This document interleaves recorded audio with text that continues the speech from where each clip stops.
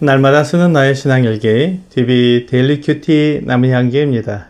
오늘은 출애굽기 37장 10절에서 16절을 묵상하겠습니다.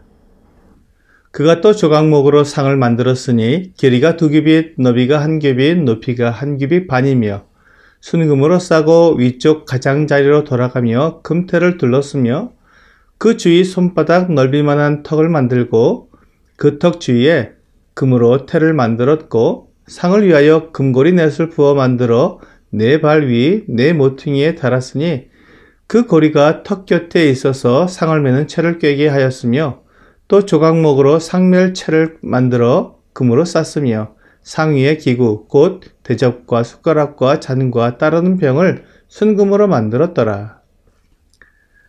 하나님께서 우리에게 주신 육체의 생명은 음식을 먹음으로 유지될 수 있습니다. 그래서 사람들은 먹고 마시는 것에 매우 민감합니다. 이스라엘 백성들이 애굽에서 나와 광야에 들어왔을 때 그들은 먹는 것으로 인해 불평을 했고 마시는 것 때문에 하나님을 원망했습니다. 하나님은 그들의 필요를 아시고 그들에게 만나를 주셔서 먹게 하시고 반석에서 물을 내서 마시게 하셨습니다. 광야에서 일정한 음식을 먹고 살 수 있는 것은 기적입니다. 아무것도 얻을 수 없는 곳에서 하늘에서 내리는 음식을 먹을 수 있다는 것은 하나님의 한없는 은혜입니다. 이스라엘 백성들이 광야에서 40년 동안 지내는 기간은 그들이 결코 살아남을 수 없는 기간이었습니다. 먹을 것과 마실 것이 없는 광야에서 전쟁에 나갈 수 있는 장정만 60만 명이었고 노인과 여자와 아이를 합하면 약 200만 명이나 되었는데 그들이 매일 먹고 마시는 것을 어떻게 해결할 수 있겠습니까? 그런데 놀랍게도 하나님께서 그들을 먹이시고 기르셨습니다. 시편 100편 3절은 여호와가 우리 하나님이신 줄 너희는 알지어다. 그는 우리를 지으신 이요 우리는 그의 것이니 그의 백성이요 그의 기르신 양이로라 라고 노래하고 있습니다. 하나님께서 이스라엘 백성을 양과 같이 돌보셨습니다. 양은 목자가 인도하는 대로 따라가며 꼴을 먹고 맑은 물을 마시며 성장하게 됩니다. 마치 목자를 의지하여 살아가는 양처럼 이스라엘 백성들은 그렇게 광야에서 하나님을 의지하고 살았던 것입니다. 이스라엘 백성들이 광야에서 40년을 지내는 동안 그들은 하나님이 먹이시지 않으면 죽을 수밖에 없는 상황이었습니다. 그들의 생명은 오직 하늘에서 주시는 양식인 만나에 의해 유지되었습니다. 그래서 만나는 이스라엘 백성들에게 생명의 양식이었습니다. 그런데 엄밀하게 말하면 만나가 이스라엘 백성들에게 생명의 양식이라기보다 하나님이 그들에게 생명의 양식이라는 말이 더 옳습니다. 만나를 주시는 분이 하나님이시고 이스라엘 백성들을 보호하시고 인도하시는 분이 하나님이시기 때문입니다. 오늘 본문에 나오는 조각목으로 만들고 금으로 싼 상은 떡을 올려놓는 떡상입니다. 이스라엘 12지파를 나타내는 떡 12덩이를 이 상에 올려놓고 하나님께서 이스라엘 12지파를 먹이시는 생명의 주인이심을 고백하는 것입니다. 그래서 이 12덩이의 떡을 진설병이라고 불렀습니다. 하나님 앞에 나타내 보이는 떡이라는 것입니다. 하나님께서 주시고 하나님께서 먹이시는 떡을 통해 이스라엘 12지파가 살아있다고 고백하는 것입니다. 요한복음 6장에서 주 예수님은 이렇게 말씀하셨습니다.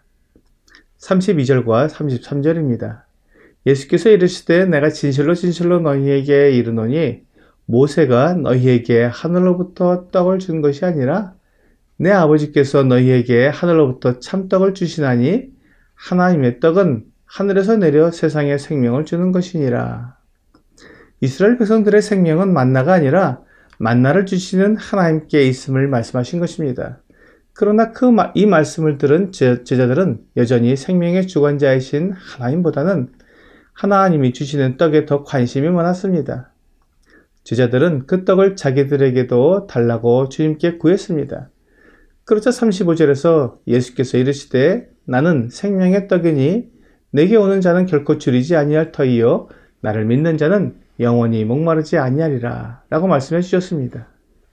오늘 본문에서 다루고 있는 떡상은 그 위에 12덩이의 떡을 올려놓기 위해 만드는 것입니다. 그 12덩이의 떡은 온 세상 모든 사람의 생명을 주관하시는 우리 주 예수 그리스도를 보여주고 있습니다. 주 예수님은 이 세상에 참 생명을 주시려고 하늘에서 내려온 참 떡이십니다. 사람들은 이 세상에서 살아가는 육체의 생명에 관심이 많습니다. 우리는 부모로부터 물려받은 육체의 생명을 가지고 살아갑니다. 그러나 사람은 모두 한 번은 죽습니다.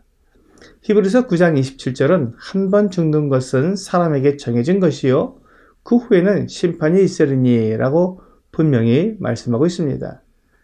사람들이 중요하게 여기는 육체의 생명은 반드시 죽습니다. 그리고 그 후에 심판을 받게 됩니다. 이 심판을 받는 사람은 유죄 판결을 받고 둘째 사망엔 불못에 던져지게 됩니다. 이 둘째 사망에 관한 하나님의 말씀은 요한계시록 20장에서 다루고 있습니다. 이 둘째 사망에 던져지지 않고 생명을 얻기 위해서는 생명책에 기록이 되어야 합니다.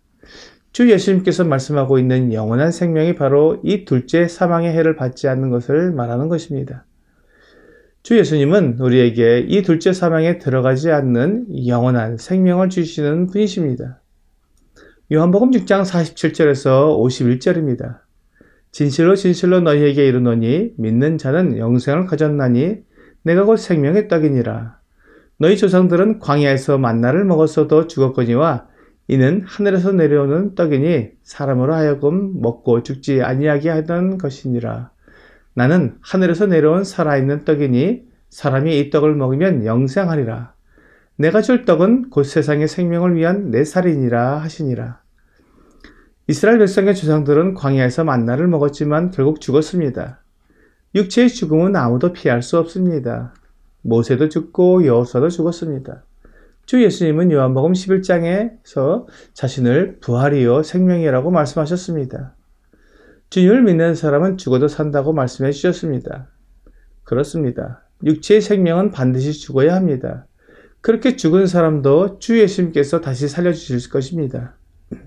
그리고 그가 둘째 사망에 던져지지 않도록 영생을 주실 것입니다. 주 예수님께서 약속하신 생명은 육체의 생명이 아니라 성령께서 주시는 새로운 생명입니다. 이것을 거듭남이라고 말합니다. 성령으로 태어나면서 받은 생명입니다. 이 생명은 오직 주 예수님만 주실 수 있습니다. 그러므로 주님께서 생명의 떡이십니다. 우리가 영원히 살 수 있도록 생명을 유지하게 해주시는 참떡이요 하늘에서 내려온 생명의 떡이십니다. 오늘의 적용 질문을 보겠습니다.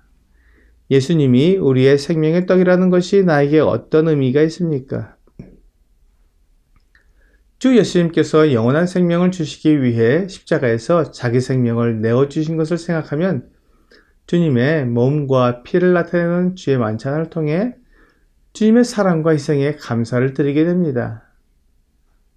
오늘 자기 생명으로 나를 살리신 주 예수님께서 나의 생명의 떡이 되심을 고백하며 주님께 감사와 영광을 돌리는 여러분과 제가 되기를 주 예수님의 이름으로 기도합니다.